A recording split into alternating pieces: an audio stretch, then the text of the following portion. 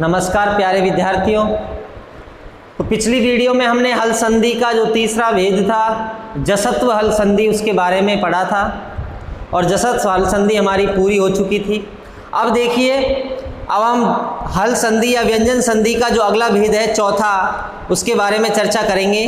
तो हल संधि का जो अगला भेद चौथा है वो है अनुस्वार या परसवर्ण अनुस्वार संधि। तो आज का हमारा जो प्रकरण है वो क्या है? अनुस्वार संधि। कौन सी संधि? अनुस्वार या अनुस्वार परसवर्ण संधि, परसवर्ण हल संधि। अब हम अनुस्वार संधि के बारे में चर्चा करेंगे कि अनुस्वार संधि कहाँ होती है।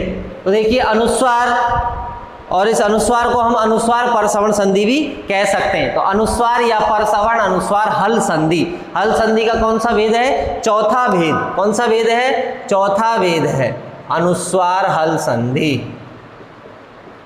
अनुस्वार या परसवर्ण अनुस्वार हल संधि, हल संधि। अब देखिए, इससे संबंधित नियमों के बारे में हम चर्चा करेंगे। तो पहला नियम या अनुस्वार संधि की परिभाषा है मो अनुस्वार है, मो अनुस्वार है,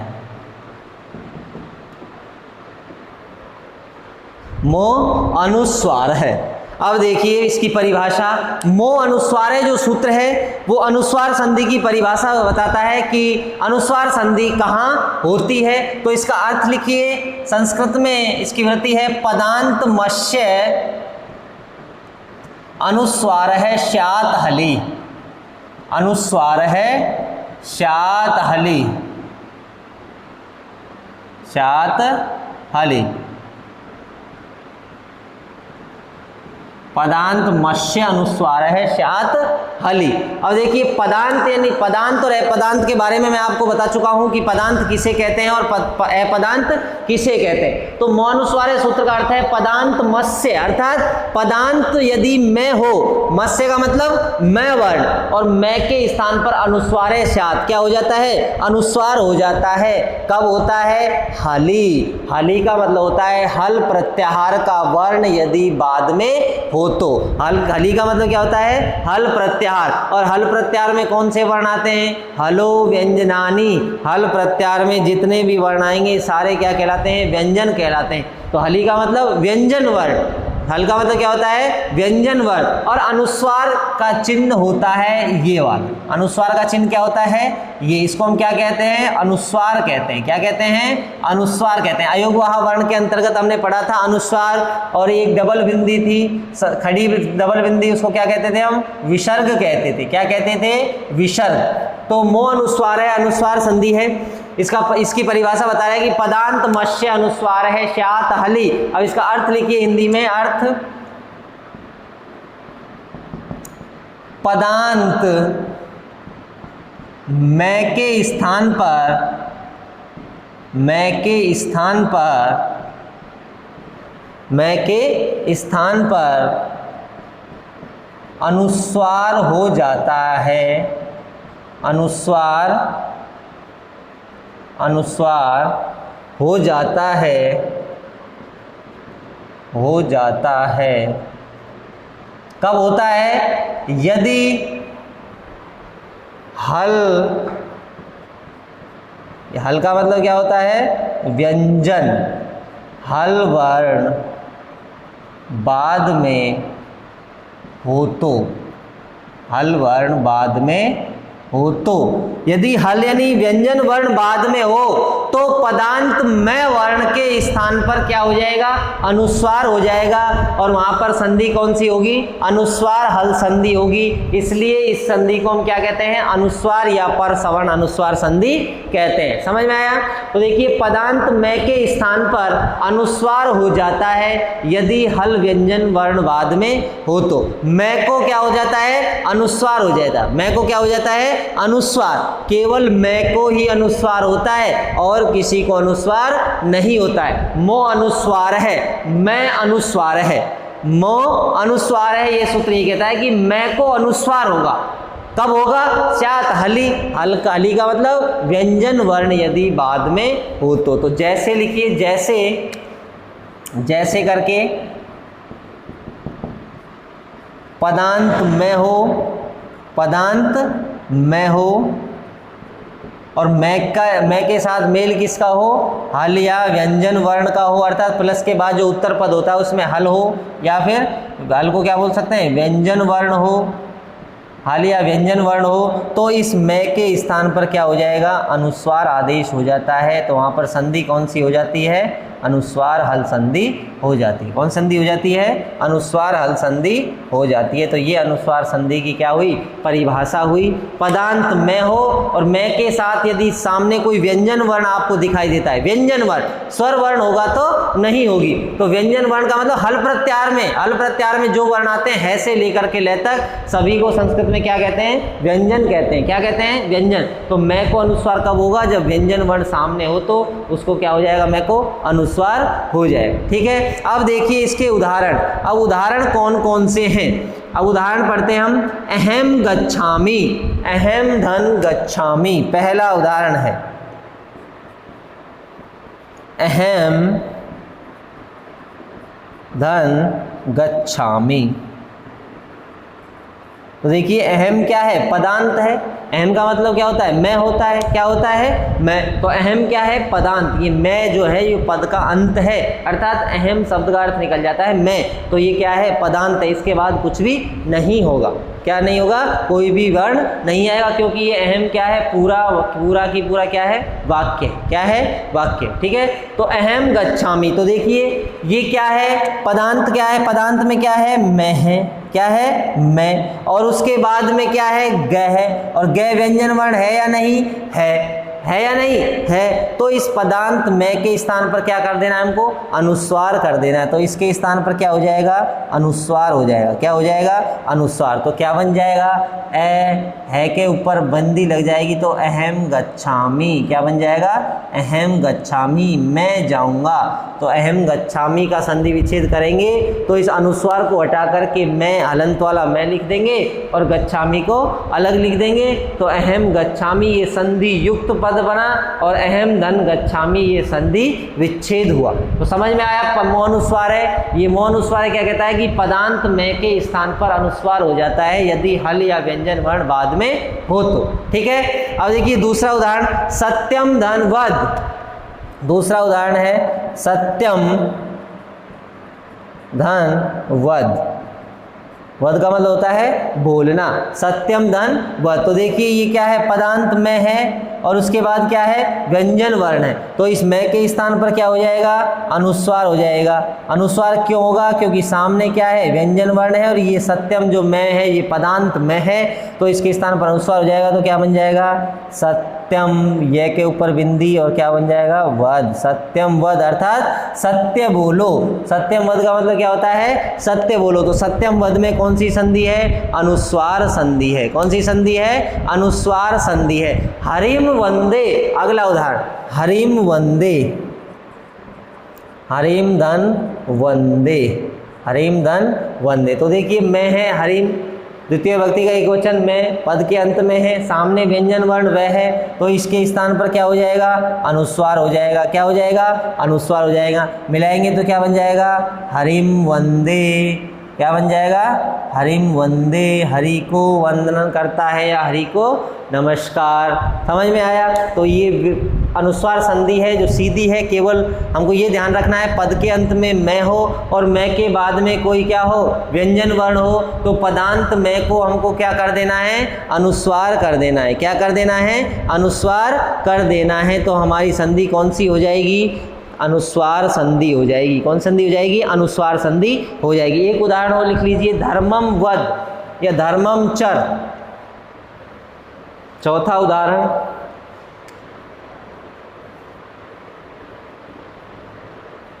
धर्मम चर। तो देखिए पदांत में है, उसके बाद में व्यंजन वर्ण है, तो इस मैं के स्थान पर क्या हो जाएगा? अनुस्वार हो जाएगा। मिलाएंगे तो क्या बन जाएगा?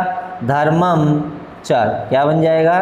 धर्मम चर, अर्थात धर्म का आचरण करो, सत्यम वद, सत्य बोलो, प्रियम वद, पांचवा उदाहरण, प्रियम वद, प्रियम धन वद, प्रियम धन वद। तो देखिए मैं पदांत है, सामने व्यंजन वर्ण है, मैं के स्थान पर क्या कर देना है, मोनुस्वार से हमको अनुस्वार कर देना है, तो क्या बन जाएगा, प्रियम वद। क्या बन जाएगा, प्रियम वद, अर्थात प्रिय बोलो, सत्य बोलो, धर्म का आचरण करो और प्रिय बोलो। तो अनुस्वार संधि की परिभाषा समझ में आई। पदांत मत्स्य अनुस्वार है स्यात् हलि, अर्थात पदांत में के स्थान पर अनुस्वार हो जाता है यदि हल या व्यंजन वर्ण बाद में हो तो। ठीक है, अब देखिए और अनुस्वार संधि और कहाँ पर होती है, तो अगला नियम लिखिए, नश्य पदांतस्य झलि, नश्य पदांतस्य झलि। तो मौनुस्वार है एक नियम हुआ। दूसरा नियम, अनुस्वार व्यंजन संधि और कहाँ होती है, अनुस्वार या अनुस्वार पर सवर्ण व्यंजन संधि का कौन सा भेद है, चौथा भेद है। कौन सा भेद है, चौथा। तो अगली हेडिंग डालिए या दूसरा सूत्र लिखिए, नियम नंबर 2, अनुस्वार संधि का नियम नंबर 2, नश्च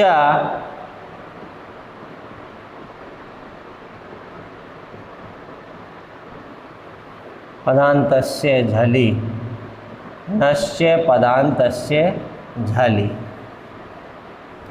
नश्य पदांतस्य झलि। अगला नियम है कौन सी संधि का, अनुस्वार संधि का। तो नश्य मत्स्य च पदांतस्य झलि अनुस्वार है स्यात्, इसकी संस्कृत में अर्थ है नश्य मत्स्य,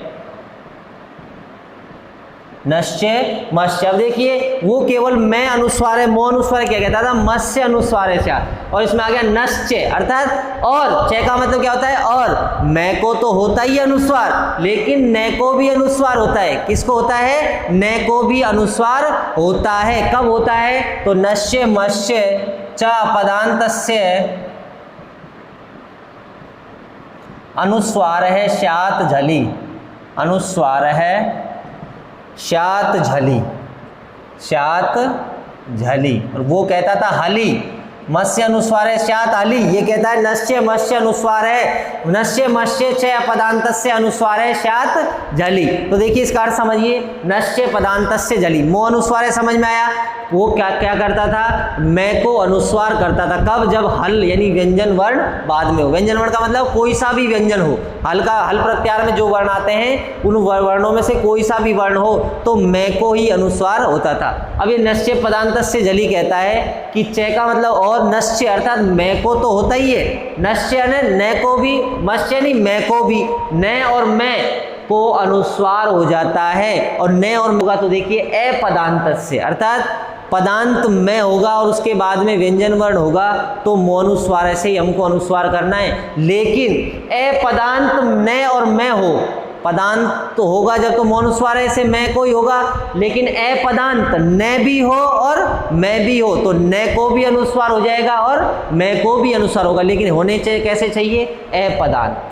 इसलिए सूत्र में दे रखा है नश्य अपदांतस्य झलि, नश्य अपदांतस्य झलि। तो नश्य मत्स्य च अपदांतस्य अर्थात न और मैं, अपदांत न और मैं को अनुस्वार स्यात्, अनुस्वार हो जाता है। वो कहता था हलि यानी हल प्रत्याहार परे पर रहते, ये कहता है झलि अर्थात जल प्रत्याहार पर वर्ण का, जल प्रत्याहार का वर्ण यदि बाद में हो तो। और जल प्रत्याहार में व्यंजन वर्ण आते हैं, पहले वर्ग का पहला अक्षर, दूसरा अक्षर, तीसरा अक्षर और चौथा अक्षर तथा से और है, अर्थात यह व रहले जो अंतस्थ वर्ण है उन अंतस्थ वर्णों को छोड़ करके सारे व्यंजन वर्ण ही इसमें आते हैं झल प्रत्याहार। तो यह व रहले वर्ण होंगे तो वहां पर ये न और मैं को क्या नहीं होगा, अनुस्वार नहीं होगा। तो ये कब करता है, अपदांत न और मैं को क्या करता है, अनुस्वार करता है। तो इसका अर्थ लिखिए,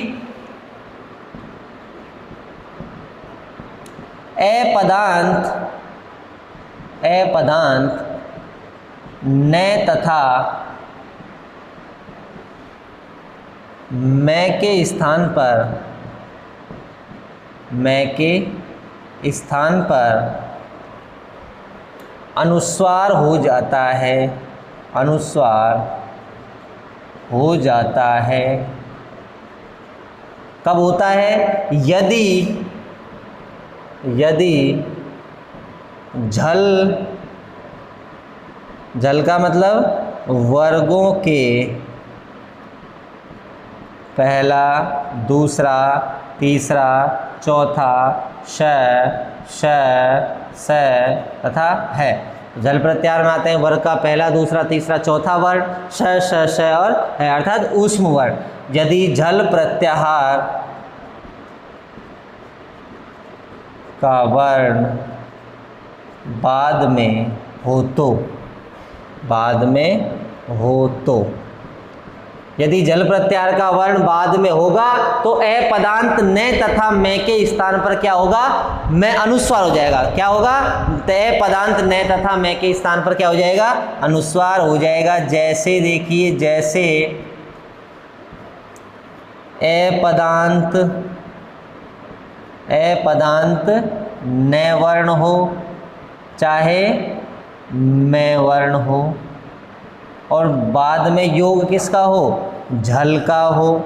झल का मतलब वर्ग का 1 2 3 4, पहला, दूसरा, तीसरा, चौथा, और स और है, स और स है।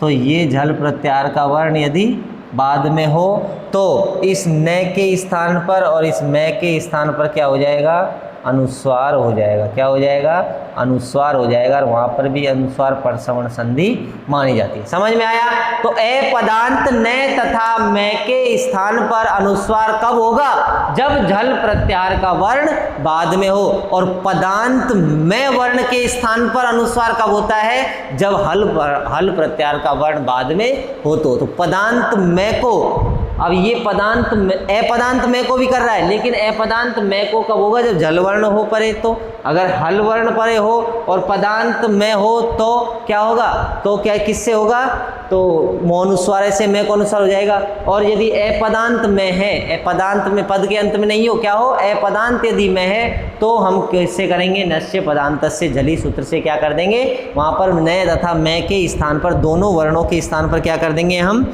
क्या कर देंगे, अनुस्वार कर देंगे। क्या कर देंगे, अनुस्वार। जैसे देखिए उदाहरण, यसान धन सी, उदाहरण देखिए जैसे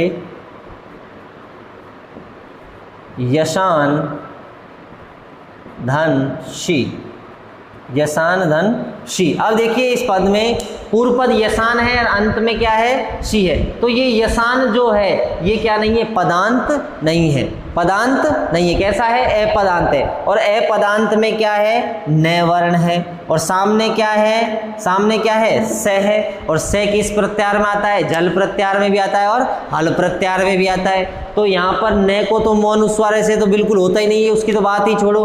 तो किससे होगा, नस्य पदांत से जली से। ये न को भी क्या करता है, अनुस्वार करता है। तो न को अनुस्वार कब होता है, ए पदांत न हो। तो ये यसान क्या है, ए पदांत है। सामने क्या है, जल प्रत्याहार का वर्ण है। तो इस न के स्थान पर भी क्या हो जाएगा, अनुस्वार हो जाएगा। मिलाएंगे तो क्या बन जाएगा, यशांसी। क्या बन जाएगा, यशांसी। क्या बन जाएगा, यशांसी। तो यशांसी में भी संधि कौन सी है, यशांसी में भी अनुस्वार परसवर्ण संधि है। कौन सी संधि है, अनुस्वार परसवर्ण संधि है। ठीक है। अब देखिए मन धन श्यते, मन धन श्यते दूसरा उदाहरण है, मन धन श्यते।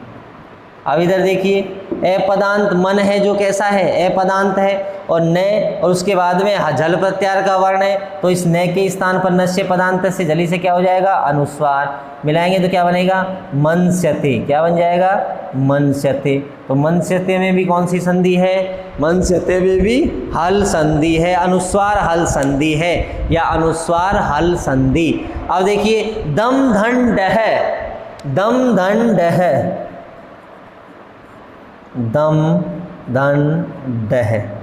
अब इधर देखिए, अब ये पदांत में है या ए पदांत, तो ये पदांत में नहीं है। क्या है, ए पदांत। दम क्या नहीं है, पदांत नहीं है। इसके बाद अभी और भी शब्द आएगा जब जाके ये पदांत होगा। ठीक है। तो ये दम है। मैं को अनुस्वार हम मो अनुस्वार ऐसे करते थे।